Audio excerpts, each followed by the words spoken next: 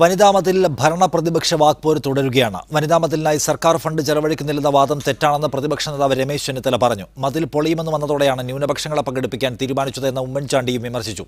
വനിതാമതിൽ വിജയിക്കുമെന്ന് ഉറപ്പായതിന്റെ പരിഭ്രാന്തിയാണ് പ്രതിപക്ഷത്തിനെന്ന് മുഖ്യമന്ത്രി മറുപടി പറഞ്ഞു. വനിതാമതിലിന് സർക്കാർ ഫണ്ട് ചെലവാക്കുന്നതും ന്യൂനപക്ഷങ്ങളെ പങ്കെടുപ്പിക്കാൻ തീരുമാനിച്ചതുമാണ് പ്രതിപക്ഷം വിമർശനത്തിന് ആയുധമാക്കിയത്. വനിതാമതിലിന്റെ സംഘാടനത്തിനായി വിളിച്ചു ചേർക്കുന്ന യോഗങ്ങൾ, പ്രചരണം എന്നിവയ്ക്ക് ചെലവഴിക്കുന്ന തുക സർക്കാർ ഫണ്ടല്ലാതെ മറ്റെന്താണെന്ന് രമേശ് ചെന്നിത്തല ചോദിച്ചു. യോഗം വിളിക്കുന്ന ആരാണ്? അതിന് ചെലവില്ലേ?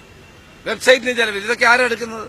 അപ്പോൾ മുഖ്യമന്ത്രി ഓരോ ദിവസവും പറയുന്ന കാര്യങ്ങൾ വസ്തുതാവിരുദ്ധമാണ് എന്ന് ജനങ്ങൾക്ക് ബോധ്യപ്പെട്ടുകൊണ്ടിരിക്കുകയാണ്. വനിതാ മതിൽ പൊളിയുമെന്ന് ബോധ്യപ്പെട്ടപ്പോഴാണ് മതന്യൂനപക്ഷങ്ങളെ കൂട്ടാൻ സർക്കാർ തീരുമാനിച്ചതെന്ന് കോൺഗ്രസ് പ്രവർത്തക സമിതി അംഗം ഉമ്മൻചാണ്ടി വിമർശിച്ചു.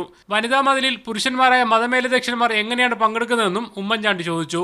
UDF കൺവീനറും സർക്കാർ നീക്കത്തെ പരിഹസിച്ചു.